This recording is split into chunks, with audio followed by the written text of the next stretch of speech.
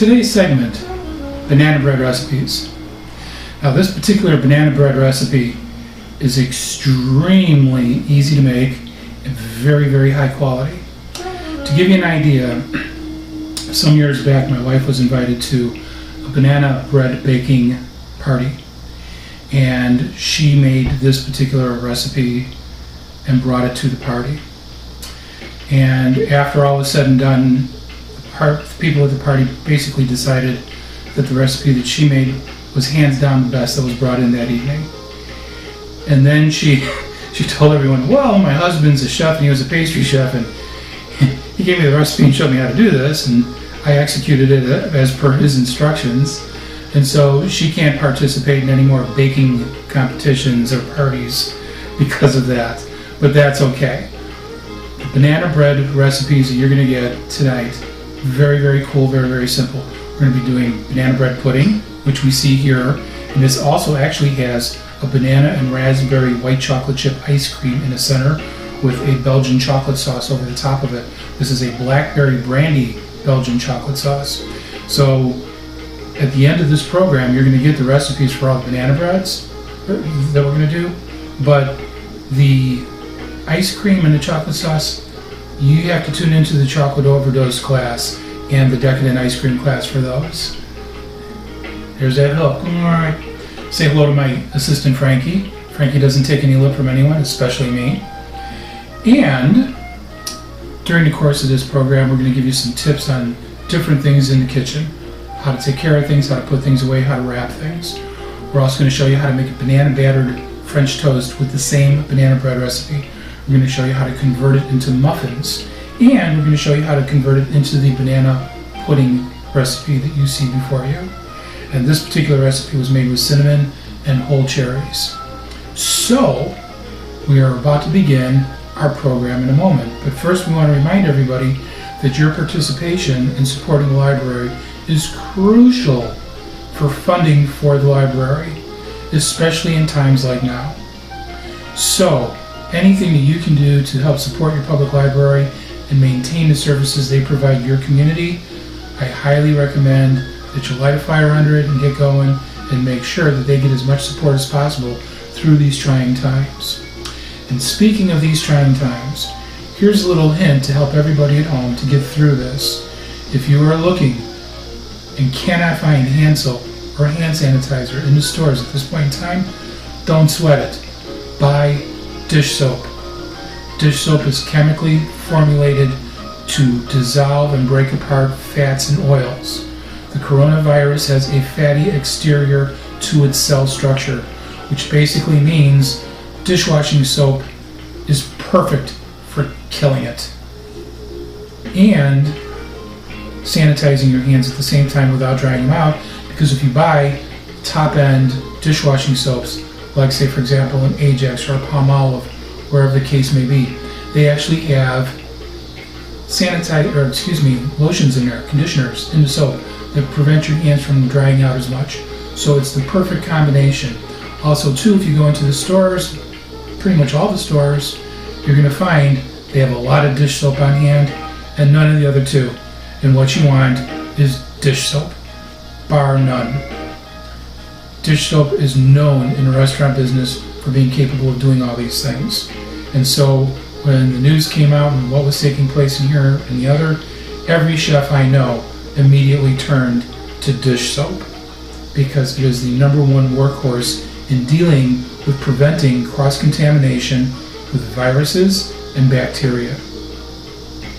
Inexpensive, easy to find. So definitely put that in your arsenal of things that you need to take care of your family and stay as safe as possible through the tough times that we have ahead of us.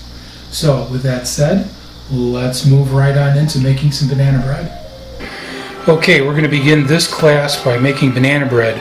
And once we've made the banana bread, we're going to take that recipe and it's going to genesis into other dishes. So what we're going to do is we're going to make our banana bread first, and then we're going to make banana bread pudding, and we are going to make banana battered banana toast, French toast. So we're about to get started. First thing you want to do is make sure that your shortening is in the bowl first.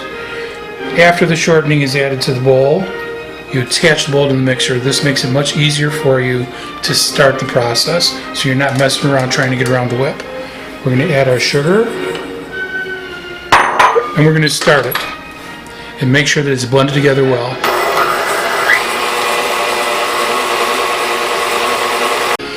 After the sugar and shortening are incorporated with one another, we're going to add our egg. Egg is already whipped, so we have an easier time incorporating it. It's not necessary, but we're doing it for expediency purposes.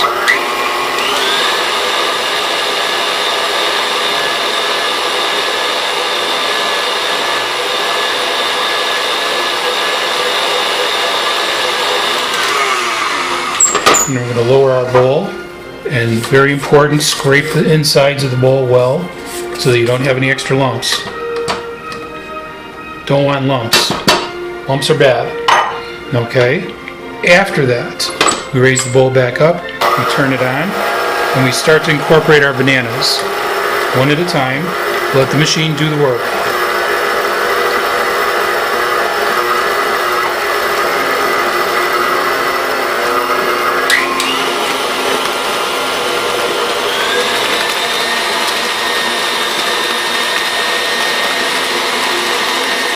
After the bananas are incorporated with the shortening and with the sugar and the egg, next on our list to add to this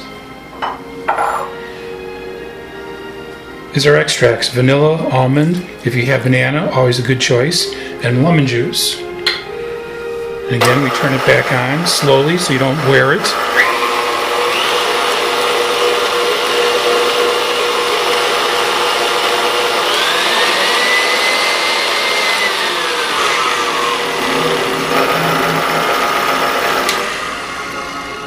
And then we're going to add our leavening agents, our baking powder and our baking soda.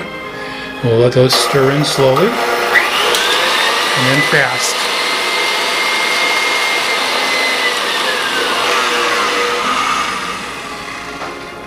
Now once they're incorporated, we're going to add our flour and we're going to add our milk. Now the flour, what we can do is literally, with this recipe, add it all at once. It's not a big deal. This will incorporate very easily and very thoroughly. It's a well-balanced recipe. And return the bowl to its normal position. Start it back up. Always start slow. And then once it starts to incorporate, speed it up. And if you're wearing black, definitely don't start fast.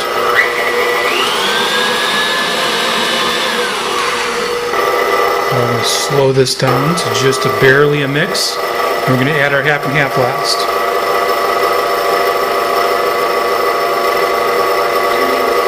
And once again, we don't want the speed too high because you don't want to wear it.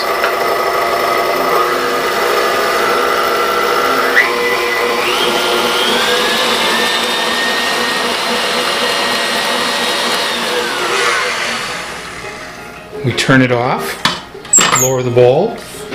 Use our spatula to scrape the insides thoroughly so that we don't have any lumps and everything's incorporated. Remember, lumps like shortening or in particular sugar can burn holes on the inside of the batter when the bread is being baked. So that's the most important reason for making sure that it's a very smooth consistency all the way through. Okay?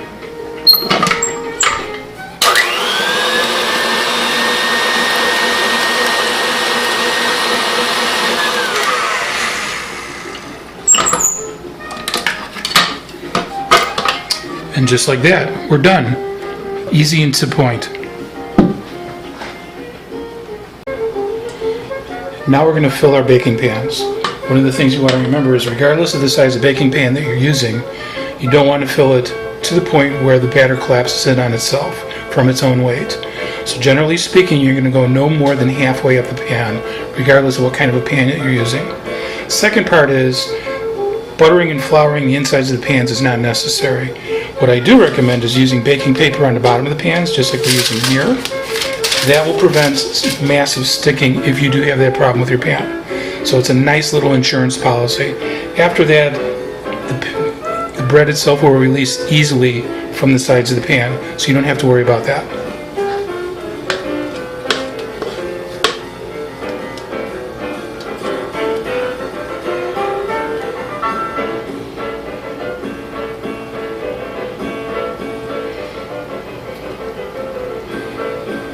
And we are good. Now, one of the things you want to remember about any type of a batter that you're using, once it starts to warm up, it's going to spread out and even on its own. So you don't have to worry necessarily about it being not exactly even when you put it in the pan. 99% of the time it's going to self-spread and self-level by itself. So don't worry about that part. Now next what we're going to do is we're going to make some muffins with the exact same batter. One of the things you want to do to get even consistency out of your muffins is have a portioning device that will make sure that every single time you put a scoop into one of these cups, it's the same. An ice cream scoop is perfect for the job. And so we're going to use that. Now on the inside of these pans, what we have here are pitted whole cherries. This is going to be for our banana bread pudding. And we're going to take the muffins with the cherries in them and we're going to cut them up after they come out of the oven. And we're going to use these for our pudding. And then we're going to use our loaf of bread that's going to go in, and that's going to be for our banana toast, our French toast. So let's begin.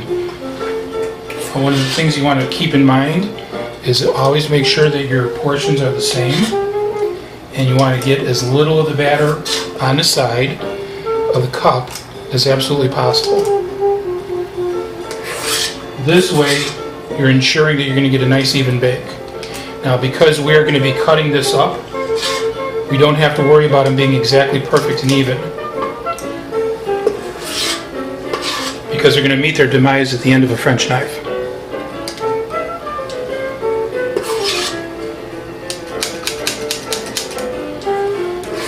Now when you're taking muffins like this and you're putting fruit in it, you can use whole fresh fruit that's solid and dense, like pitted cherries like we have here, or you can use berries, and the berries you can use, raspberries, blueberries, blackberries, best to put them in when they're frozen and whole. That way by the time they get hot in the inside of the muffin and the batter's baking, they won't loose with all of their juices. And so when you get the muffin later on and you're serving it, that berry that's inside of the muffin is nice and juicy and has a great texture to it. It does not have the same texture and the same amount of moisture if you put it in and it's fresh and not frozen. So you're always better off using frozen when you're using berries to do something like this.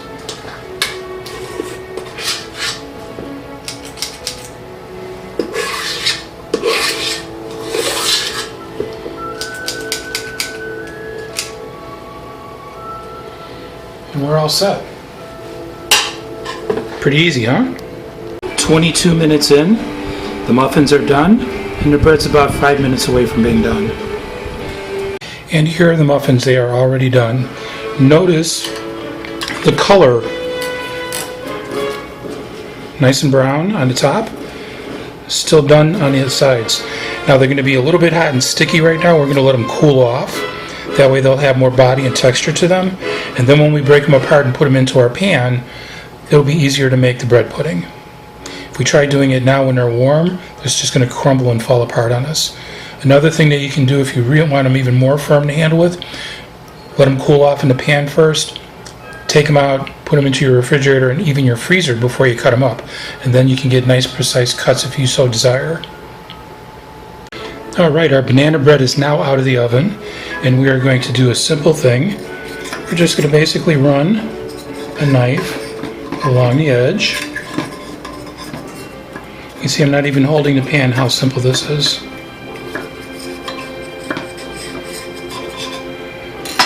And if I was in school that day properly, it's going to just pop right out.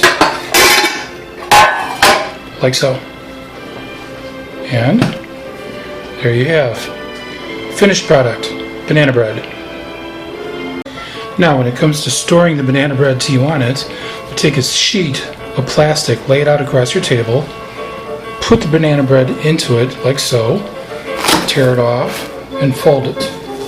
Now the banana bread is still warm, which is fine. And what we do is squeeze the air out of it, give it a nice airtight seal. The warmth of the bread will cause the plastic to collapse and tighten, and you have a nice seal. And you'll have a really, really nice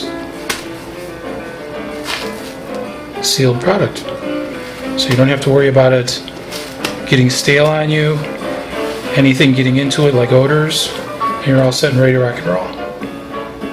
Now we're taking the banana muffins that we made and breaking them up and putting them into the pan to make our bread pudding. The reason that we're using the muffins and not the bread is because we have more baked caramelized exterior, which gives it a really nice caramel flavor and is also a little bit sturdier than just taking a loaf of bread and cutting it up, although that's perfectly acceptable as well too.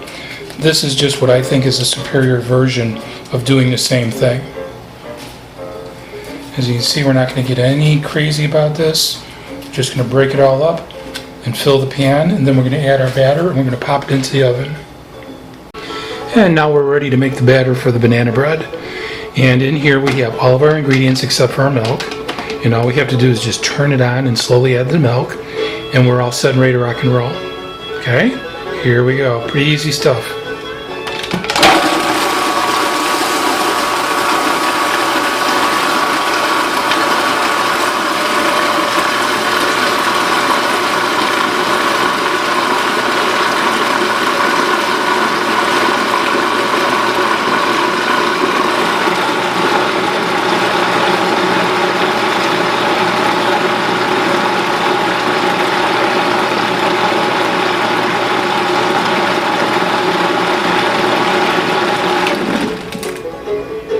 Now we're going to make sure that there's no lumps in here, as in the form of banana pieces, even though that really doesn't make much of a difference.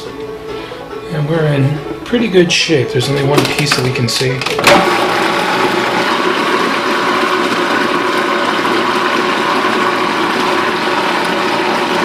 And we're going to add the milk and we'll be all done.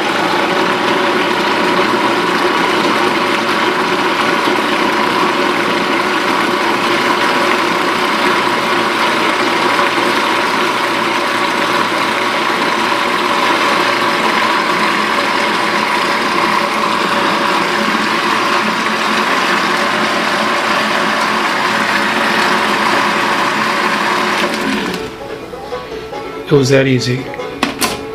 All set and ready to rock and roll. We're going to pour this over our mixture, pop it in the oven, and while it's in the oven we're going to make our topping for it. And we're going to add our batter. We'll let it seek its own level. You see a couple of small pieces of banana coming out that weren't pureed. Absolutely no problem at all. You can see that the recipe is pretty much right on the head where we want it.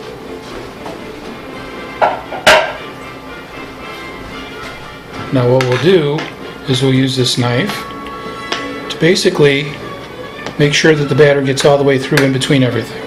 So we're going to literally use it to mix things up. We're not going to stir it, we're just moving things around so that the batter settles in between everything. That way we're sure, for the most part, that when it comes time to cut this up, we're not going to have any air pockets on the inside, and the batter will be allowed to hold the bread and the cherries together. Okay, we're going to do the topping for the banana pudding, and in here we have pecans, cinnamon, butter, soft butter at room temperature but not melted, and brown sugar. So you've basically got 4 ingredients in here: cinnamon, butter, pecans, brown sugar, and you're all set and ready to rock and roll. You can also take banana chips and chop them up and put them in here as well too. Makes for a nice different way of doing things.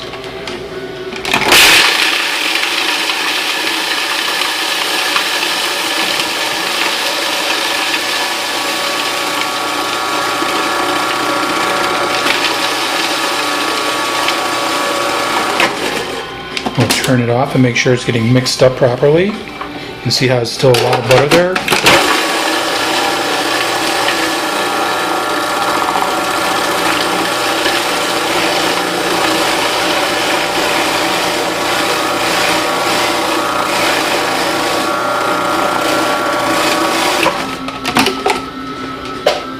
And we're all done, just like that.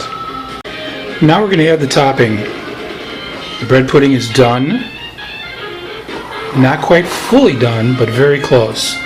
Now the topping, we warmed it up just slightly on the defrost cycle, so it has a very soft, easy to move easy to spread consistency, but notice that it's not separated. So you only give it a couple of short bursts on defrost so that it loosens it up and gets it to a nice, easy consistency to work with. And then we do this.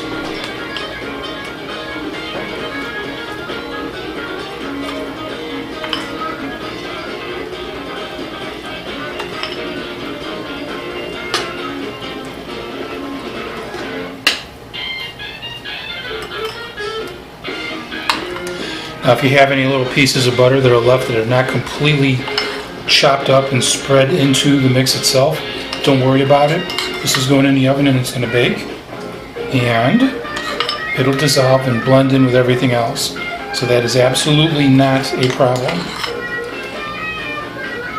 And here we go. Simple and to the point. Now what will happen is when this melts in the oven, the sugar will caramelize.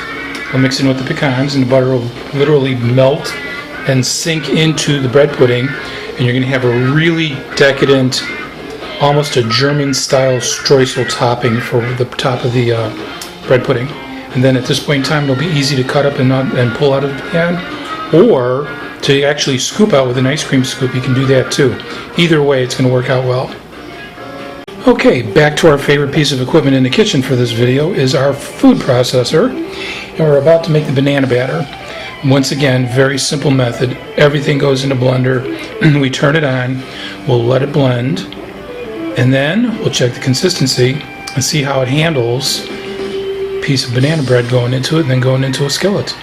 So if we have to make any adjustments, we will. Perhaps the banana water content will be a little bit different. And when we do this banana batter following the recipe, it'll be a little thin. So we add a touch of flour to it and thicken it up. Or maybe it'll be a little bit too thick, and we'll add a touch of milk or half and half to it and thin it down a little bit. So we totally play it by ear. We do a test piece to see how it's going to go, and then we'll know what the rest of them are going to turn out, how it's going to look. And here we go.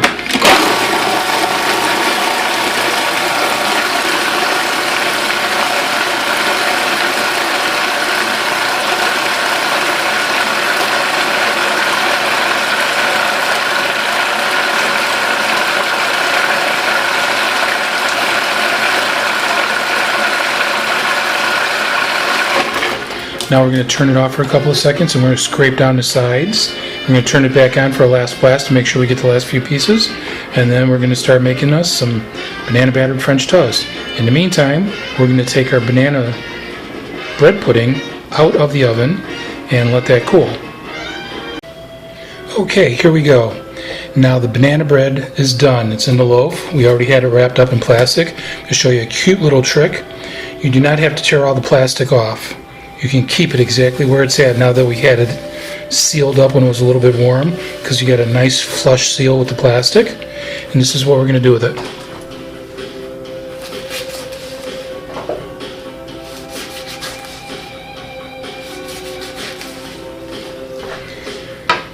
And everything comes right off. A little piece of paper on the bottom, and we're done. The rest of it's still got the rest of its nice seal. And we just wrap it up with plastic and seal the end and keep it as it is. And so now you're not using extra plastic than you need to throw into the garbage dumps. And also too, you got a very, very nice seal, so you're keeping the freshness. And notice how consistent the baking is all the way through, top to bottom, no raw spots. All because we didn't overfill the pan and we followed the recipe. Remember, when you're doing baking and pastries, you're doing formulas. So when you change the formula, you're going to change the outcome. It's not the same as cooking. So always make sure that whenever you're paying attention to any of these details, as far as the formula goes for baking, be precise. The more precise you are, the less errors you're going to have. Okay, we're going to start frying the banana bread. And here we have clarified butter. This is basically butter that's been melted, and all of the fat and impurities have been gotten out of it. Impurities, water, and milk, and the fat itself, and now it leaves us with just the oil. Our pan is preheated.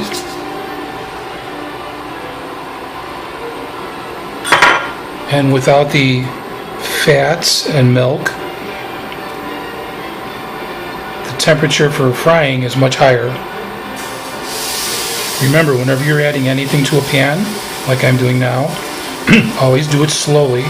Make sure your piece of banana bread is covered completely. Notice how I'm not getting splashed by any hot oil. Everything is nice and simple and to the point. Slow movement with hot oil means you're less likely to be burned. That's kind of important. And here we have our banana battered bread with our banana batter in the oil and frying.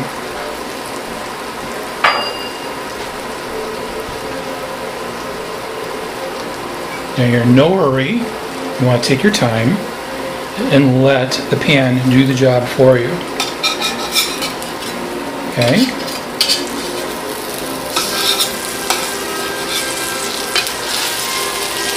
And also keep in mind too that once you flip these pieces, if you see any of the bread that doesn't have quite enough batter on it, you can certainly use something like a teaspoon or a tablespoon, maybe even a soup spoon, and pour a little bit of the batter on the bald spot, and you're all set and ready to rock and roll.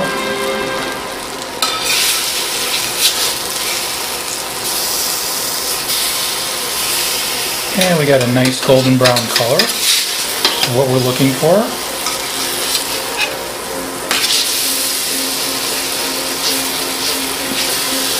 There we go.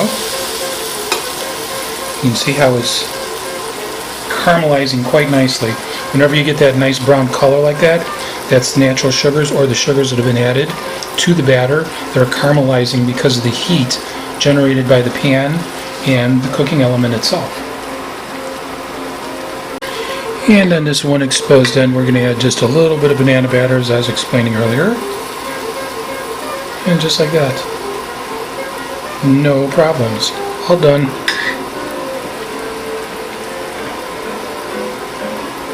Now keep in mind, whenever you're cooking anything like this, there's a lot of different ways to serve it. You can serve this with whipped cream, fresh fruit. You can take some whipped butter, honey, maple syrup. You can even use fruit-flavored syrups if you wish. Agave syrup, totally up to you.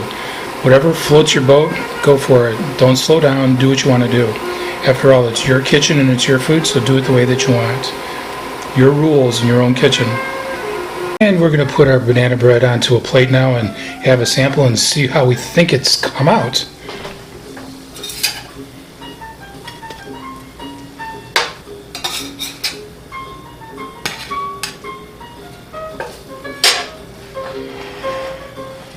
And we'll take this piece out of our skillet and lay it down.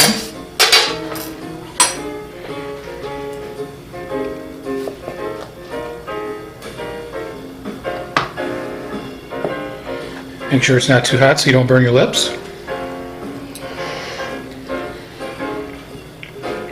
Whoa.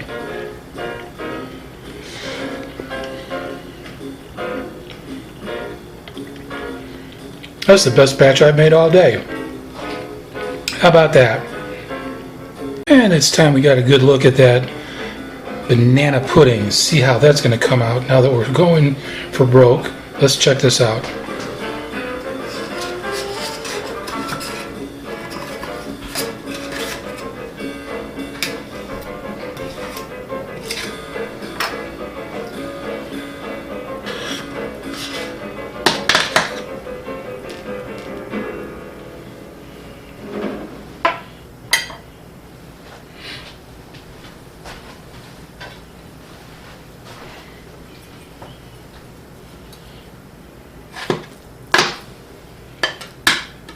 Now remember, when you're doing any type of a bread pudding or a fruit pudding like this, it should actually be a little bit soft. It should not be dry and hard. It should be moist and tender every bite.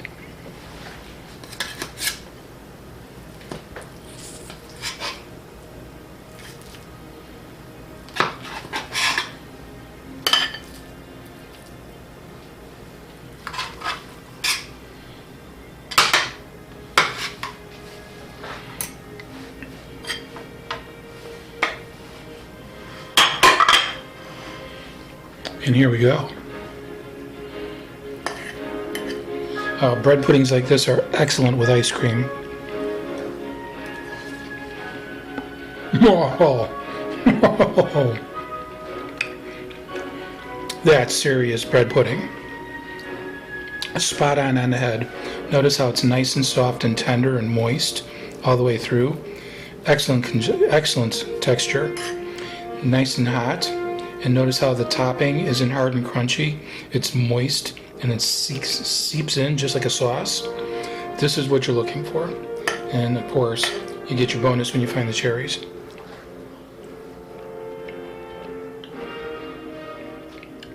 Now that's some good eating.